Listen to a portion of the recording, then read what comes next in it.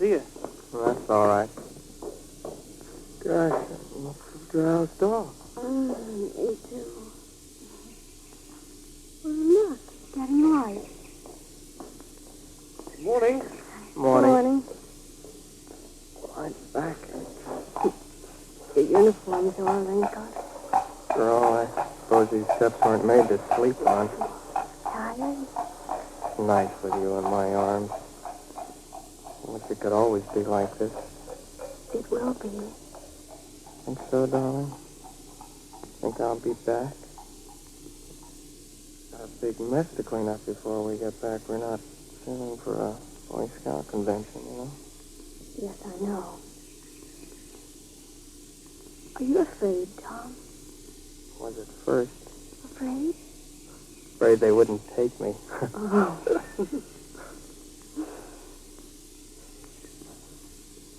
I love you, Tom. I love you, Betty. I guess that's one of the things this war is about. About us? About all young people like us. About love and getting hitched.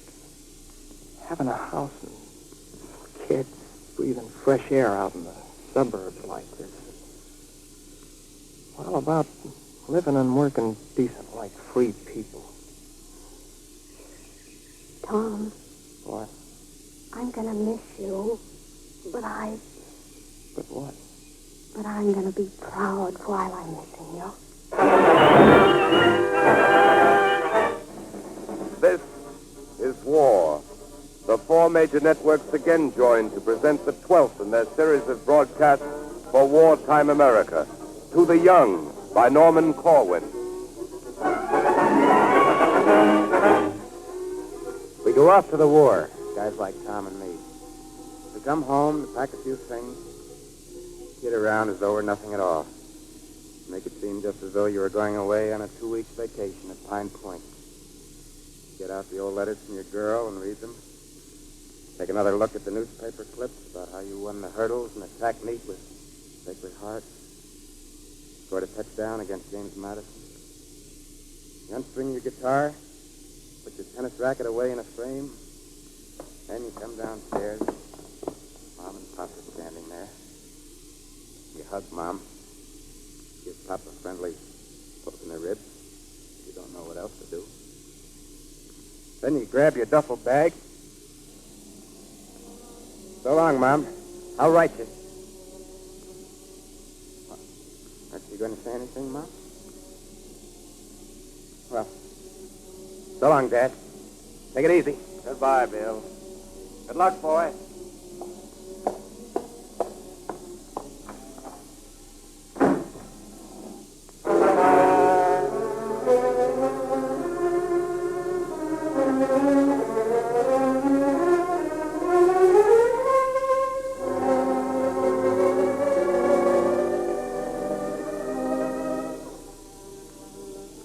And you go off to the war. And then there's that sadness that always hits you when you say goodbye to those you love, no matter what kind of a voyage you're going on. For a while, you sit in the train, watching the country roll by. You feel so lonely. Think of the folks. Your girl, Alice, your dog, Nick, and the Joyland Dance Palace down at Silver Lake, now that the nights are getting warm. Then after a spell of that, your eye happens to catch a couple of billboards. You read them. A few seconds it takes for the train to move past. 40 miles to the Jefferson Hotel, centrally located, baths with each room. You wonder how many miles to where you're going, and how centrally it's located, and whether there's hot and cold running water in the pill box. There's another sign. Visit New England this summer, the playground of the East. You wonder whether you'll visit Old England this summer, or maybe New Caledonia, or New Guinea, or New Zealand. And then it comes to you with a jolt that this thing that you're on your way to fight is called the New Order. Actually, it's the oldest racket in the world. As old as Pharaoh and the first slave. And there's another billboard. Remember Pearl Harbor.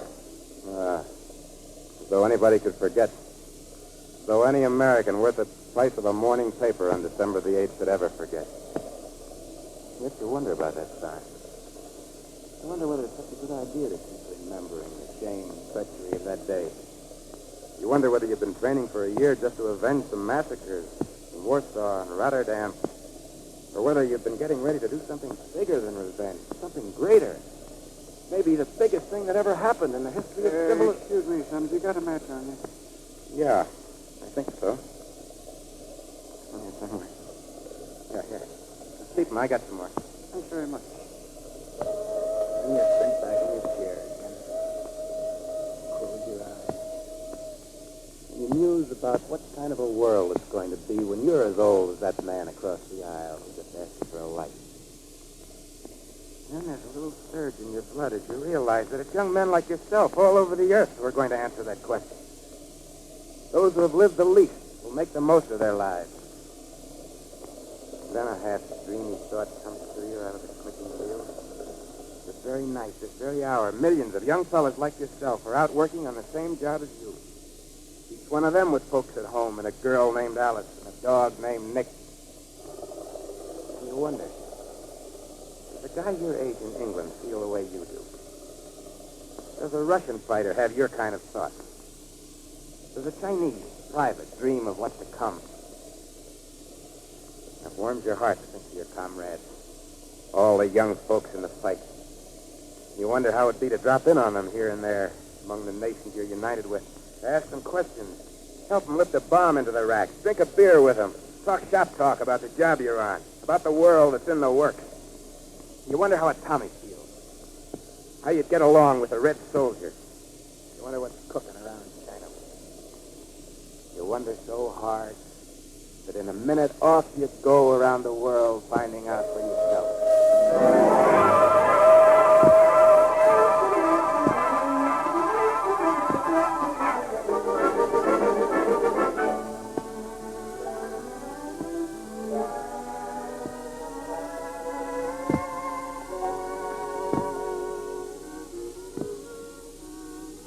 Jenny's the prettiest number I've taken out. I can see why you're nuts about it. Long and slim. That's the way I like them.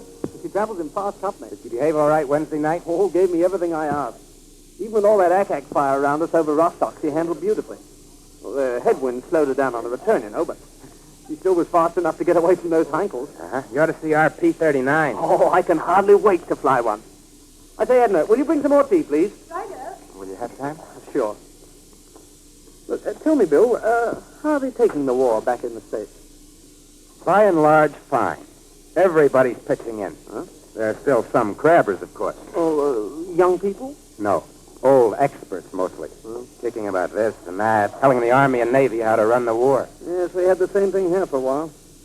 Funny, isn't it? The blokes who do all the squawking and yammering are never the ones who do any of the fighting. Yeah, some people give their lives, other people give their opinions. Yes, quite.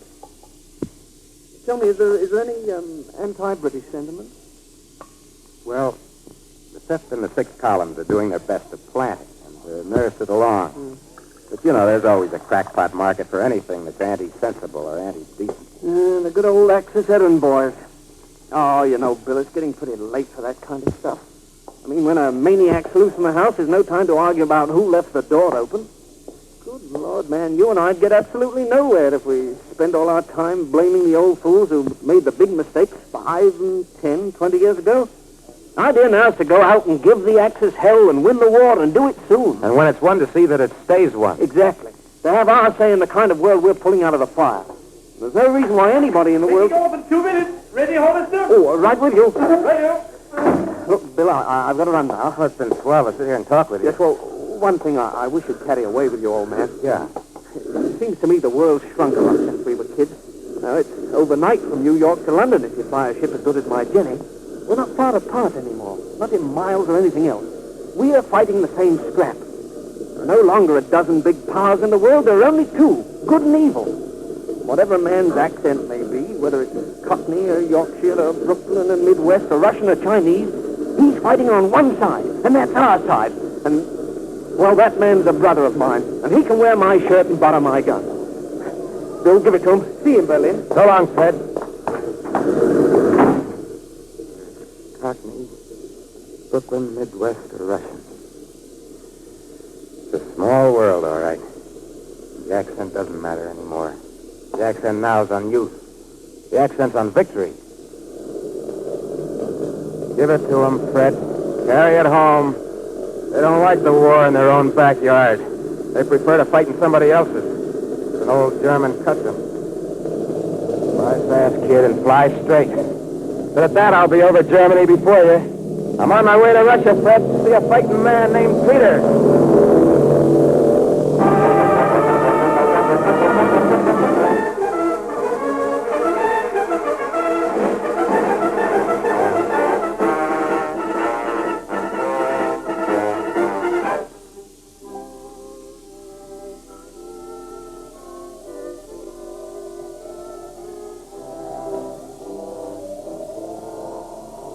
You all right, Bill?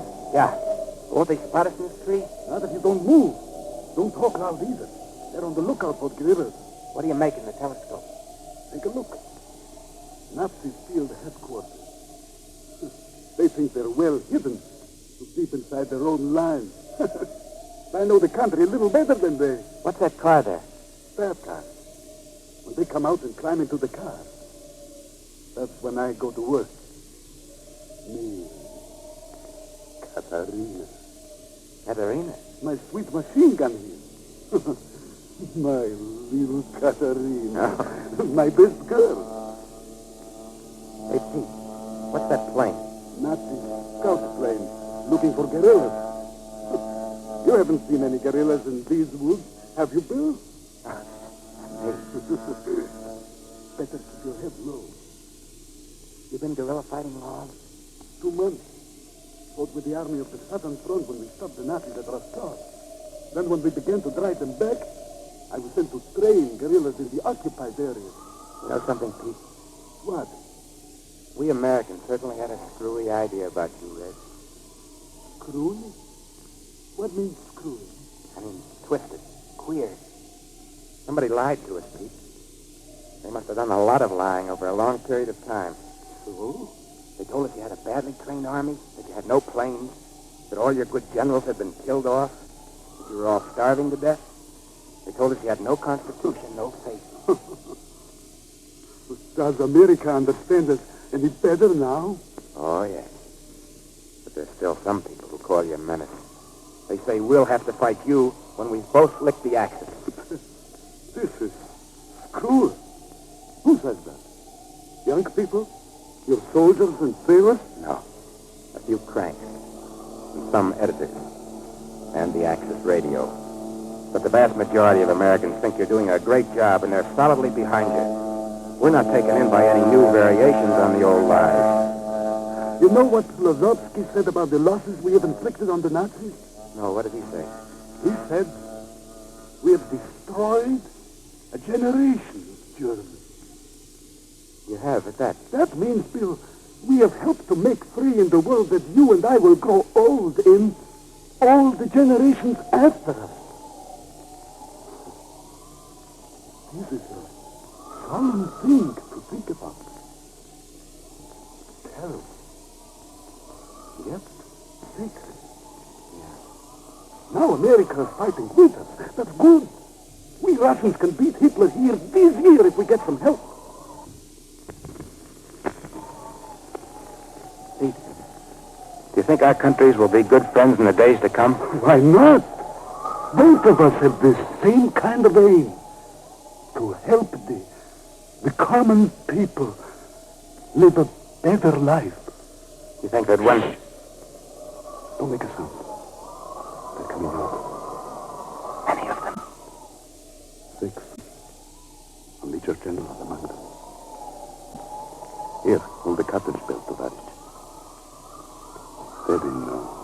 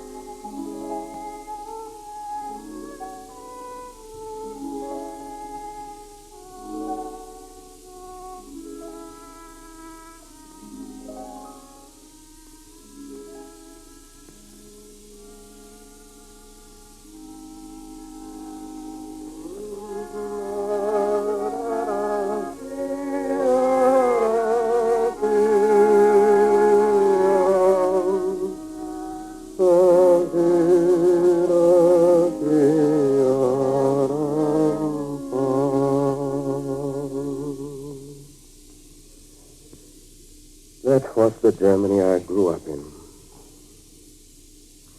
Well, let's get back to these dishes. Don't they sing that anymore, Hans? No. They sing about the super race which will conquer the world. They sing about the decay of democracy and how they'll whip America. Do you remember any of those songs? Do you know the tune, O Tannenbaum, O Tannenbaum? O Tannenbaum, O Tannenbaum, wie grün sind deine Blätter. Mel and my Mel. Yeah, same tune. Old German folk song. Well, the Nazis have new words for it. America, America, oh filthy land, America. Democracy is a disease. We'll whip you till you're on your knees. America, America, oh filthy land, America. I suppose they teach that to the kids. That's for the older boys. Kids have their own hymns. Hans, was it hard for you to make up your mind to desert to the Russian lines? Man is a traitor only when he betrays his country. I have not betrayed Germany by deserting Hitler. To the contrary. Now I can hope to join those who are really fighting for my country. Even if it's only kitchen police. That's a good way to put it. That's the way I've been putting it for 5 years. Since 1937, I was in the underground movement. All that time? I'm a Catholic. Remember when the Nazis killed our priests and jailed Cardinal Faulhaber and tore down the crucifixes in our schools to put up pictures of Hitler? Well, right at that time, I began the desertion which finished when I crept over the lines the other day. As far back as that, I saw that the Nazis were destroying not only Catholic youth, but all youth. Youth in Germany has one function: fuel for the war machine. Still, I tell you, Hitler burns up youth the way a motor burns up gas. Oh, that thing of building up boys to be soldiers is merely a kind of a refining process. The way you refine oil. Hans, there have been barbarians before. Natural barbarians. But this is the first time that human beings have been trained to be barbarians. Trained? You should see those poor kids in school getting the daily injection of poison. Why, there isn't a single subject which has not been perverted. This is part in nature studies. Hi, Lisa. Hi, Vera. Now, this morning we are going to draw conclusions from our trip in the field yesterday. Albert, tell me, what did you see? We saw an anthill. Yeah? And beetles and a beehive and birds. Yes. And everywhere you looked, you saw how nature uses the Führer principle. The principle of leadership. One thing you did not see, and that is the principle of democracy. Now, everywhere in nature, the leader has to be obeyed. The strong rules over the weak. You noticed how the ants did what was assigned to them without questioning. Now, class, which ants saw to it that the commands of the Führer ant were carried out? The soldier ant. Correct. You see, nature is very wise about all things, and nature intended soldiers to be the most important of all living creatures. When you grow up, you will be soldiers for Adolf Hitler. That is the highest glory in the world, to die for us. Or take a class in arithmetic. You might think, Bill, that stuff like 2 times 2 could not be distorted. But to the Nazis, every problem is a chance to drive another nail into a kid's head. Here is your homework problem for tonight. In the year 1933, there were 66,060,000 inhabitants in the German Reich, of whom 499,682 were despicable Jews. What was the percentage of Jews then? Also, find out the number of inhabitants in the Reich today and the corresponding number and percentage of Jews. They stop at no absurdity, of course. No lies too ridiculous. What else can children do but believe? You believed your teachers, didn't you? The kids in the drawing class draw soldiers and tanks and planes. The kids in chemistry class learn about poison gas and fire bombs. They grow up believing war is the only goal in life. That dying for Hitler is the supreme achievement. That bearing babies for the new order is the highest duty of womankind. Hans, do you have a girl back home in Germany? Yes. Anna. She's in the underground, too. Hope to heaven she's safe. And that she'll be there when it's ended. I hope there'll be a few young men like you and me left in Germany to undo all this twisted wreckage, to bring the light back to the people. It's been so long. So very long. We must win, Bill. This can't go on in Germany forever.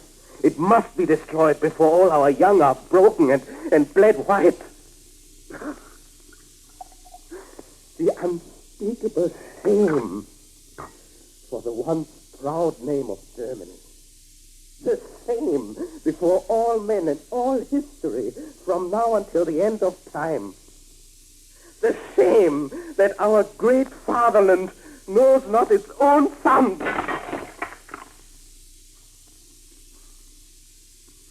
I'm sorry, I lost myself. No, Hans. No, you found yourself. You found yourself 5 years ago when most of the boys your age gave in to Adolf and his gangster bums. Don't worry, we'll do what you're asking. We got some great guys and gals fighting on our side. Guys named Fred and Peter, and gals named Jenny and Katerina. And over in China, where they've been standing with their backs to the wall since long before any of the rest of us knew what it was all about, they're still in there fighting. Yes, sir. That's where I'm going next.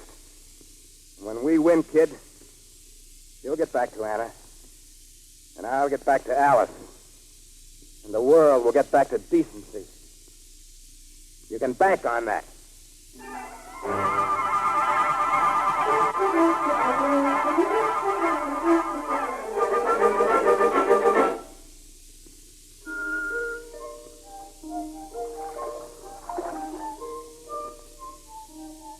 Yes, we have come a long way, Mr. Bill. We were a passive people and a very old people in our hearts and in our minds. I know, Miss Shen. I'm afraid a lot of Americans had the idea that China was made up mostly of laundrymen and Confucius. When the Japs first took you on, we thought you'd be knocked out in a couple of weeks. You cannot defeat a fighting people if they want to fight. We are young now, as America is young. We are united now after all those years of revolution. We have given much to the world in the past, and we give much now. And in time to come, we shall give more. We shall know each other better. I hope so, Miss Yen. And I believe so. I've been talking to other young folks, young fighting people, and they feel just the same way. No more splendid isolation when this one's over. Freedom in China is freedom in Texas, and Maine, and Iowa, and California. If we haven't learned that by now, we'll never learn it. Will you take the tiller for a while? I will go below and cook something for all of us. Yes, sure. Hey, this is some river. It's as wide as our Mississippi. Now, tell me, Miss Shen, how many of these junks have you moved upstream since the Japs bombed you out? About 20. But we have not far to go now. We will set up the university again as soon as we reach Chongqing. Gosh. Who'd ever think of moving a college 2,000 miles and carrying the whole works on donkeys and junk? The Chinese will think of it. Mr. Bill, we have moved more than 100 of our universities this way. In China, education does not continue in spite of war, but because of war. We want young China to be ready after the victory, ready with the knowledge that will be needed to make the good life in a good world. You know, Miss Yen, what's that? Young Chinese soldiers on their way to the Burma front. They are saluting you. Oh. Wave to them. Hi. Hi there, fellas. How's it going, fellas? The same to you. Give 'em hell when you get there. Good luck, fellas.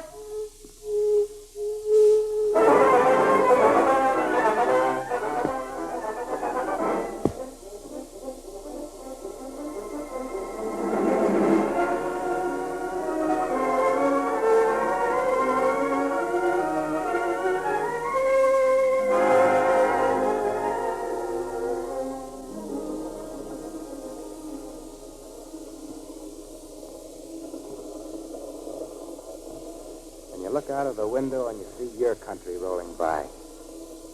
The night's falling, lights are going on in the farmhouses, and somehow you're not sad anymore. Those lonely thoughts are no longer with you. Somehow you're not alone now, and you feel that you'll never be alone again. Because riding in the coach with you is Fred of the RAF, Peter the gorilla polishing his gun, and Hans and Anna of the underground, and young Miss Jen of China.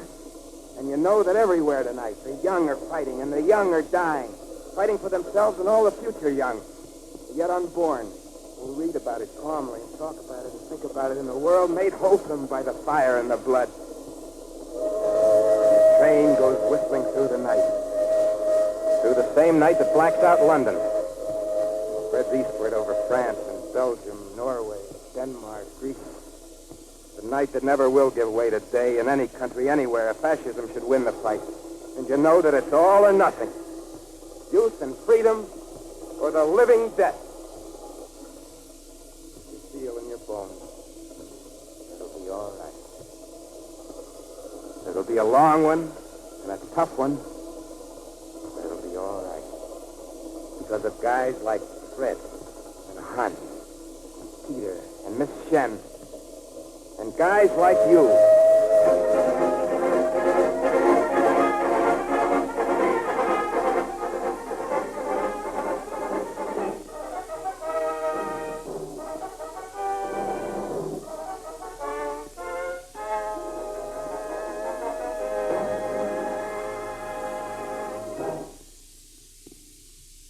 You have just heard To the Young, written and directed by Norman Corwin. Joseph Julian played the role of Bill. The music was composed and conducted by Johnny Green. Next week at this same time, the four major networks again unite the resources of American radio to present the last in their series of broadcasts for Wartime America.